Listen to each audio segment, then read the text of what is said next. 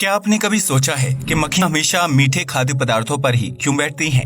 या फिर क्या आप ये जानते हैं कि फेविक्विक खाने पर इंसान के मुंह का हाल कैसा होगा? क्या आपको पता है कि रोजाना इस्तेमाल किए जाने वाले टूथब्रश को कब बदलना सबसे बेहतर होता है?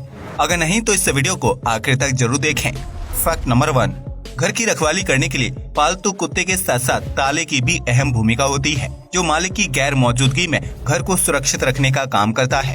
लेकिन क्या आपने कभी सोचा है कि ताले में चाबी के छेद के अलावा छोटा सा एक्स्ट्रा छेद क्यों होता है और इसका क्या काम होता है? अगर नहीं तो हम आपको बता दें कि वह छेद ताले का सुरक्षा कवच होता है। जी हाँ, आपने बिल्कुल सही सुना। दरवाजे पर लटका ताला कई बार हवा और नमी के संपर्क में आने की वजह से अंदर से जाम हो जाता है। ऐसे में उस छोटे से छेद की मदद से ताले के अंदर तेल डाला जाता है ताकि उसमें लगा जंग छूट जाए और ताला दोबारा से काम करने लगे। इसके अलावा बरसात के मौसम में जब ताले के अंदर पानी घुस जाता है तो वह पानी इसी छेद के माध्यम से बाहर निकलता है। अब तो आप समझ गए होंगे कि इस छोटे से छेद को ताले का सुरक्षा कवच क्यों कहा जाता है। अगर हाँ तो वीडियो को जल्दी से लाइक कर दीजिएगा। फैक्ट नंबर 2, आजकल मॉल से लेकर ऑफिस और एयरपोर्ट जैसी जगहों पर टॉयलेट की सुविधा मौजूद होती है, लेकिन इस तरह के पब्लिक टॉयलेट के दरवाजों में ऊपर और नीचे की तरफ खाली जगह मौजूद होती है। क्या आपने कभी सोचा है कि पब्लिक टॉयलेट का निर्माण खाली जगह वाले दरवाजों के साथ क्यों किया जाता है? अगर नहीं तो हम आपको बता दें कि यह दरवाजे सुरक्षा के लिहाज से ऐसे डिजाइन किए जाते हैं। दरअसल पब्लिक टॉयलेट को पूरा दिन इस्तेमाल किया जाता है। ऐसे में कोई भी व्यक्ति वहां ज्यादा समय तक ना रुके, इसलिए टॉयलेट के दरवाजे गैप के साथ बनाए जाते हैं। इसके साथ ही पब्लिक टॉयलेट के दरवाजों में मौजूद गैप मेडिकल और इमरजेंसी हेल्प के हिसाब से भी बनाया जाता है, ताकि अगर कोई व्यक्ति अंदर बेहोश हो जाए या फिर उसकी तबीयत खराब हो जाए तो इन दरवाजों के गैप की मदद से उस तक मदद पहुंचाई जा सके। वहीं ऑफिस में इन गैप वाले दरवाजों को बनाने का मकसद ये होता है कि कर्मचारी ज्यादा देर तक टॉयलेट में बैठकर टाइम पास न करें और ऑफिस के काम में ध्यान दें। फैक्ट नंबर 3, अगर आप किसी हाई क्लास ऑफिस या बिल्डिंग में जाते हैं तो वहाँ का इंटीरियर आपके होश उड़ा देता होगा, जहाँ छत पर गिलास के मजबूत पैनल समेत दीवारों पर सुंदर कारीगरी मौजूद होती है। लेकिन क्या आपने कभी सोचा है कि बिल्डिंग का निर्माण करने वाले लोग छत पर शीशे की छत क्यों बनाते हैं? क्या यह बिल्डिंग को अच्छा लुक देने का काम करते हैं? तो इसका जवाब है नहीं। असल में छत पर लगे यह गिलास ऊपर मौजूद फ्लोर्स को सुरक्षा प्रदान करने के मकसद से लगाए जाते हैं, ताकि आपातकालीन स्थिति से निपटा जा सके। अगर बिल्डिंग के सबसे निचले फ्लोर पर आग लगती है तो उसकी छत पर लगे गिलास पैनल धुएं को ऊपर के फ्लोर्स पर फैलने नहीं देंगे, जिसकी वजह से ऊपर के फ्लोर्स पर मौजूद लोग सही से सांस ले पाते हैं और धुएं की चपेट में आने से बच सकते हैं। इसके साथ ही वह शांति से बिल्डिंग से बाहर निकलने का रास्ता भी ढूंढ सकते हैं। अगर बिल्डिंग में शीशे के बजाय नॉर्मल छत मौजूद होती है तो वहाँ धुआं और आग फैलने के चांस ज्यादा होते हैं और ऐसी स्थिति में लोग अपनी जान बचाने के लिए अफरा तफरी पर उतर आते हैं। फैक्ट नंबर 4, आज के आधुनिक दौर में ज्यादातर घरों में खाना पकाने और उसे गर्म करने के लिए माइक्रोवेव का इस्तेमाल किया जाता है, जो थोड़ी बहुत आवाज के साथ काम करता है। ऐसे में अगर आपको रात के समय भूख लग जाए और आप घर वालों को बिना बताए पेट पूजा करने का प्लान कर रहे हैं तो माइक्रोवेव को इस्तेमाल करते हुए उसे म्यूट कर सकते हैं। जी हाँ, आपने बिल्कुल सही सुना। आमतौर पर माइक्रोवेव में म्यूट का कोई खास बटन नहीं होता है, लेकिन एक सिंपल सी ट्रिक को अपनाकर आप इसको म्यूट कर सकते हैं। इसके लिए आपको सिर्फ एक नंबर बटन को कुछ देर के लिए प्रेस करना होगा। इसके बाद माइक्रोवेव अपने आप म्यूट हो जाएगा, जिसकी वजह से वह खाना गर्म करते हुए आवाज नहीं करेगा और इस तरह आप रात के 12 बजे चुपचाप खाने का लुत्फ उठा सकते हैं। फैक्ट नंबर 5, सर्दी का मौसम आते ही सभी लोग सिर पर गर्म टोपी पहन लेते हैं ताकि सिर और कानों को ठंडी हवा के झोंके से सुरक्षित बचाया जा सके। लेकिन क्या आपको पता है कि शुरुआती दौर में टोपी का निर्माण सर्दी से बचने के लिए नहीं किया गया था, बल्कि यह जहाज पर लंबी यात्रा करने वाले व्यापारियों के लिए डिजाइन की गई थी। दरअसल समुद्र की लहरों में गोते लगाते जहाज में सफर करने वाले व्यापारियों का सिर कई बार डेक से टकरा जाता था, जिसकी वजह से उन्हें गंभीर चोट लग जाती थी। इसी चोट से बचने के लिए व्यापारियों ने टोपी पहननी शुरू कर दी, जिसका सबसे ऊपरी हिस्सा मोटा और अलग डिजाइन वाला होता था। उस टोपी को पहनने के बाद समुद्री जहाजों में सफर करने पर व्यापारियों का सिर डेक से टकराने पर उन्हें चोट नहीं लगती थी। लेकिन बीतते समय के साथ टोपी का यह फैशन आम लोगों की जिंदगी का हिस्सा बनता चला गया। आज हाल ये है कि विदेशों से लेकर पहाड़ी इलाकों में हर जगह सर्दी का मौसम आते ही लोग अपने सिर को टोपी से ढक लेते हैं, फिर चाहे वह लड़कियां हों, बच्चे हों, जवान हों या फिर बूढ़े। फैक्ट नंबर 6, बड़े शहरों में मॉल या एयरपोर्ट आदि पर सीढ़ियां चढ़ने या उतरने के लिए एक्सीलेटर की सुविधा होती है, जिसके साइड में ब्रश लगा होता है। आप में से बहुत से लोगों ने उस ब्रश का इस्तेमाल अपने गंदे जूते साफ करने के लिए किया होगा, लेकिन असल में उस ब्रश को लगाने का मकसद कुछ और ही है। एक्सीलेटर के साइड में मौजूद ब्रश एक बॉर्डर लाइन की तरह काम करता है, जो ढीले कपड़ों या शूलेस को उसमें फंसने से बचाता है। अगर एक्सीलेटर में यह ब्रश लाइन मौजूद ना हो तो बहुत ज्यादा चांस है कि लोगों के कपड़े या जूतों के फीते उसमें अटक जाएं। ऐसे में एक बड़ा हादसा तो हो ही जाएगा, साथ में एक्सीलेटर सर्विस भी पूरी तरह से रुक जाएगी। इसलिए अगर आप भी एक्सीलेटर के साइड ब्रश को जूतों की सफाई के लिए इस्तेमाल करते हैं तो इस काम को आज से ही छोड़ दीजिएगा। फैक्ट नंबर 7, आज दुनिया भर में प्रदूषण और कूड़ा इतना ज्यादा बढ़ गया है कि उसका सीधा असर मानव जीवन और जीव जंतुओं पर ही पड़ रहा है, जबकि समुद्रों में इकट्ठा होने वाले प्लास्टिक की मात्रा भी दिन ब दिन बढ़ती जा रही है।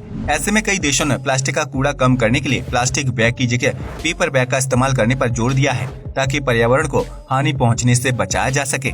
लेकिन क्या आप जानते हैं कि पेपर बैग भी पर्यावरण के लिए हानिकारक साबित हो सकते हैं, जिसकी वजह से वायु और जल प्रदूषण फैलता है। दरअसल साल 2011 में नॉर्दर्न आयरलैंड असेंबली द्वारा किए गए एक सर्वे से पता चलता है कि एक पेपर बैग को बनाने में प्लास्टिक बैग के मुकाबले 4 गुना ज्यादा ऊर्जा खर्च होती है, जबकि पेपर बैग के निर्माण में केमिकल का इस्तेमाल भी ज्यादा किया जाता है। ऐसे में पेपर बैग बनाने में बिजली की ज्यादा खपत होती है, जबकि केमिकल वेस्ट पानी में मिलकर उसे प्रदूषित करने का काम करता है। इस तरह से देखा जाए तो पेपर बैग भी पर्यावरण को नुकसान पहुँचाने का काम करते हैं। इसलिए प्लास्टिक या पेपर बैग के बजाय कपड़े से बने झोले का इस्तेमाल करें, ताकि पर्यावरण को इस हानिकारक और फालतू कूड़े से बचाया जा सके। फैक्ट नंबर 8, अक्सर आपके दिमाग में भी ये ख्याल आता होगा कि पानी में रहने वाली मछली पानी पीती है या नहीं, और अगर इसका जवाब हाँ है तो वह इस प्रक्रिया को कैसे पूरा करती है। जाहिर सी बात है कि धरती पर रहने वाले अन्य जीवों की तरह मछली को भी पानी पीने की जरूरत होती है, हालांकि इनके पानी पीने का तरीका थोड़ा अलग होता है। दरअसल समुद्र में रहने वाली मछलियों के शरीर में नमक की मात्रा कम होती है, इसलिए उन्हें अपने शरीर में नमकीन तत्वों को प्राप्त करने के लिए मुंह से पानी पीना होता है। वहीं नदियों और तालाबों के मीठे पानी में रहने वाली मछलियों के शरीर में नमक की मात्रा ज्यादा होती है, इसलिए वहाँ रहने वाली मछलियाँ मुंह के बजाय अपने गिल्स या गलफड़ों से पानी को त्वचा में अवशोषित करती हैं। इस तरह अलग अलग तरीके से पानी पीने के बाद दोनों ही प्रकार की मछलियाँ पेशाब के जरिए अतिरिक्त पानी को अपने शरीर से बाहर निकाल देती हैं। अब तो आप समझ ही गए होंगे कि पानी में रहने वाली मछली को भी पानी पीने की जरूरत होती है। फैक्ट नंबर 9, हर व्यक्ति की सुबह की शुरुआत ब्रश करने के साथ होती है, जिसके लिए आप अलग अलग ब्रांड के टूथपेस्ट और टूथब्रश का इस्तेमाल करते होंगे। यूँ तो डॉक्टर्स की माने तो रोजाना इस्तेमाल होने वाले टूथब्रश को 2 से 3 महीने में बदल देना चाहिए, क्योंकि इसके बाद वह सही से मुंह की सफाई नहीं कर पाता है। लेकिन भारत में रहने वाले ज्यादातर लोग टूथब्रश का इस्तेमाल तब तक करते हैं जब तक उसमें मौजूद ब्रिसल्स यानी बाल पूरी तरह से झड़ नहीं जाते। ऐसे में टूथब्रश का निर्माण करने वाली कंपनियों ने अपने प्रोडक्ट को बेचने का एक खास तरीका खोज निकाला है, जिसके लिए कंपनी नए तरह के टूथब्रश का निर्माण करने लगी है। इस तरह के टूथब्रश के साइड में रंगीन डॉट्स बने होते हैं, जो कुछ महीनों बाद गायब हो जाते हैं। इन डॉट्स के गायब होने का मतलब है कि अब आपको अपना टूथब्रश बदल देना चाहिए, क्योंकि वह मुंह की सफाई करने लायक नहीं रहा है। इस तरह टूथब्रश कंपनियां रंगीन डॉट्स के जरिए ग्राहक को जल्द से जल्द टूथब्रश बदलने और नया टूथब्रश खरीदने के लिए प्रोत्साहित करती हैं, ताकि आपकी ओरल हेल्थ बरकरार रहे।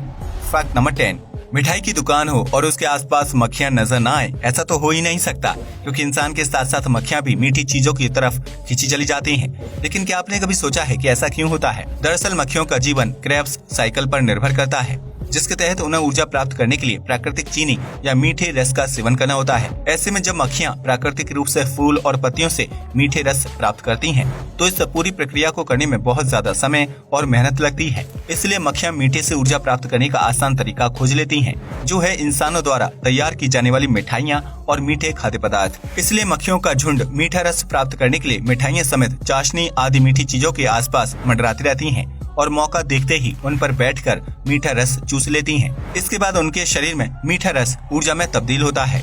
इस तरह इंसानों द्वारा बनाई गई मिठाइयों से मक्खियों को अपना पेट भरने और ऊर्जा प्राप्त करने में मदद मिलती है, जिसकी वजह से उसे प्राकृतिक रूप से भोजन की तलाश करने की मेहनत से छुटकारा मिल जाता है। हालांकि आज बड़ी बड़ी मिठाइयों की दुकान में खास तरह के केमिकल प्रोडक्ट्स का छिड़काव किया जाता है, ताकि उसके संपर्क में आते ही मक्खियां मर जाएं और मीठे खाद्य पदार्थों को प्रदूषित न करें। फैक्ट नंबर 11, आपने कभी न कभी सख्त मेटल से बनी चीजों को जोड़ने के लिए फेविक्विक का इस्तेमाल जरूर किया होगा, लेकिन क्या आपको पता है कि इस चीज को खाने का नतीजा क्या हो सकता है? अगर नहीं तो आपको बता दें कि फेविक्विक साइनोएक्रिलेट एडेसिव नामक एक खास तत्व से बना होता है, जिसका इस्तेमाल कई तरह की दवाइयों में किया जाता है। ऐसे में अगर कोई व्यक्ति गलती से फेविक्विक को खा लेता है तो उसके मुंह में मौजूद लार यानी सलाइवा फेविक्विक को जीभ में चिपकने नहीं देता है।